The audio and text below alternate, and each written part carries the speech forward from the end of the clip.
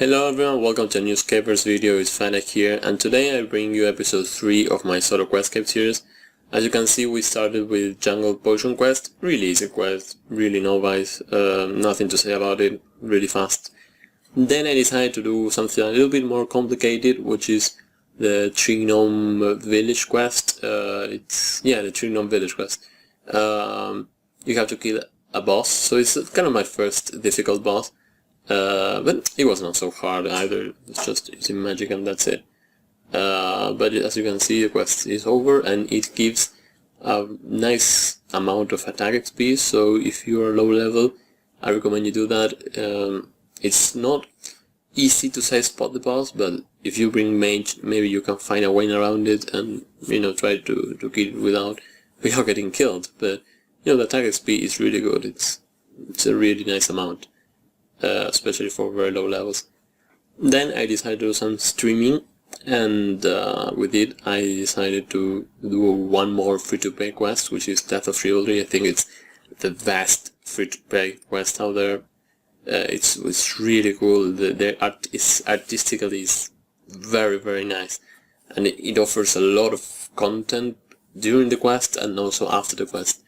They really did a very good job with this quest. And I like every time that I play it, I like it a lot. Then I decided to go for Fairy Wings. That will be the ultimate goal. So as you can see on the stream, I did Nature Spirit, which is required for Fairy Tales Part 1. Really easy quest. It's one of those quests that you just do and then forget about because there's nothing special with it. But it's good to be remember these quests and remembering what they stand for. So then I wanted to do Lost City, but I needed a little bit of crafting, so I did Elemental Workshop. It took me 2 minutes. It's a really easy quest, really easy compared with those that come after. Elemental Workshop 3 especially, or 4. They're really difficult. But this one was fast and it gave a lot of XP. So Lost City, it was completed. The boss was really easy. You can say spot it with mage. You bring some hides to make the wand, because you cannot bring weapons to the place where you kill it, and then with a wand and some runes it's really easy. But anyways, the problem came when I decided to do Fairy Tales Part 1, because they asked me for some herbs which are required, like Avanto, which are required level 47 herblore, and I don't have level 47 herblore. I'm under 20 at this moment, so yeah, that was a real problem. So Fairy Tales Part 1, I had to put it on hold because I cannot, and I'm not able to continue the quest if I do not get those herbs, which are really difficult to get. I have some in the bank, but I have to clean them and everything, and that's really hard. But now you see that all the quests that I do are related towards herblore. So I decided to do Tower of Life first. This one, I couldn't film the end of the quest, but I could film me getting some unicorn horns, which I needed for herblore. So that's what I decided to film here. After that, I decided to do Recruitment Drive quest. Recruitment Drive, really easy quest. Not easy, but it's kind of it has a lot of puzzles and mental puzzles and stuff like that, which I really enjoyed this quest. It was really good.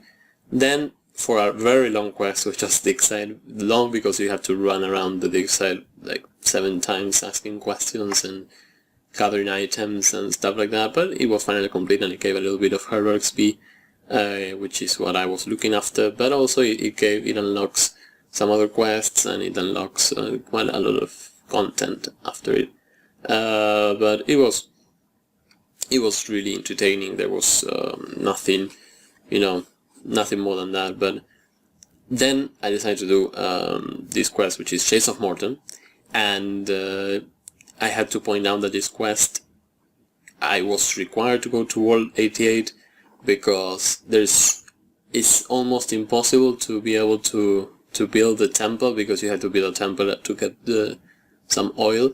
It was almost impossible to get the oil without the help of other players, so that was one of the few assistants that I had to require. It's one of the few exceptions to the rules of the general series.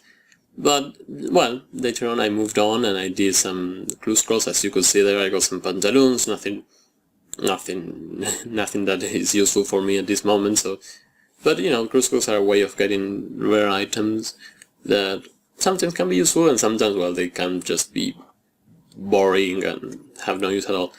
But, well, later on I decided to do Pearls of Ice Mountain quest, a quest that is related with climate change and the global warming and all that, which was really good. I didn't notice that when I first did it, but now that I did it again and I paid more attention to the text, I found out that it was related to global warming and that kind of stuff.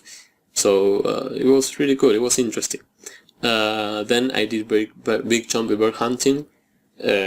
Really easy quest. I required some cooking level that I didn't have, but I was able to do it at the end.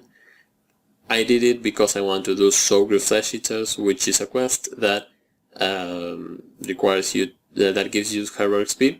It's all about herblore XP now at this moment, because I really want to get fairy rings, and 47 herblore is a really hard goal at this point, because I don't have the means to farm my herbs. I need to get them as drops, so I've been doing a lot of Chaos Druids too. But 32 herblore is not that bad. But anyways, now moving on to the tips that I decided to show this episode. The first one being Troll Stronghold. You probably know this already, but I had a doubt that if it would be difficult. But it actually proved to be very, very easy, because the monsters, when you are low level, they are lower level than when you are high level. I didn't know that, so I was worried and I wouldn't get a lot of XP, but it was really easy. So that's my first tip. Always do Troll Stronghold whenever you can, and always go for the fighting combat mode, which is faster and easier. But anyways, moving on to the second tip is Wicked Hood. Now this hood, it has some options. If you can put talismans or tiaras into the hood to be able to access altars without them. And the good thing is that you can teleport to these altars. You have 2 teleports per day, and you can have more if you unlock more stuff. And also you can use some of the rune essence that it has inside of it. So if you are a low-level runecrafter, or even if you are a high-level runecrafter, always use these once per day, because it's really fast, it gives you a nice amount of runes, and it gives you a nice amount of daily XP, which, sometimes it can be tedious to go to room span and get XP. And if you do this every day, not only you will have lots of runes, and you will save money from buying them from stores, and also you will get some XP, and also you can get strange rocks. If you don't train runecrafting oftenly, you can also get those. So it's really good. It's really good. Now my final tip is skill chompers. This was an update that was released last month, and I didn't have them in consideration, but I found out that you can start hunting the low level ones at level 27 hunter. And as I try out, it is really very fast XP. It's very recommendable, not only because of how fast it is in Hunter, but also because you can use it for other gathering skills. And when you're Ironman, you want to speed up those processes. You want to speed up the gathering aspect of divination, for example, or stuff like that.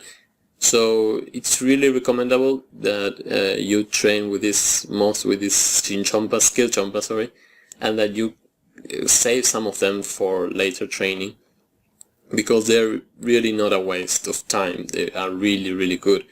The bonus XP that you can get helps you a lot, and it's it will be really cool.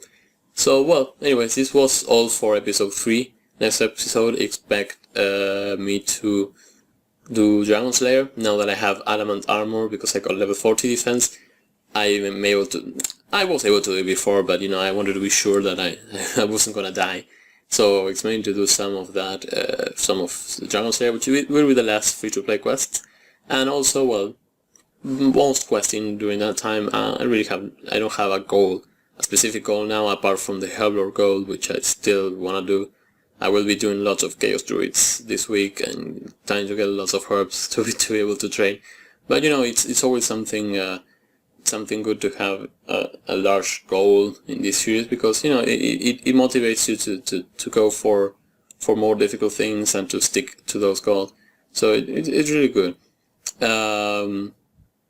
Also, well, I need to mention that I just watched the behind the scenes and they announced a new quest, but it requires level 75 in 10 different skills, and I'm not at that position now, so I won't be able to do the quest with this account. But I'll probably do it with my main account, and I'll probably be streaming it or maybe doing a video about it. So, well, subscribe and stay tuned for more content. Check out next Friday for episode 4 of this series. And, well, leave a like if you can, and have a nice day.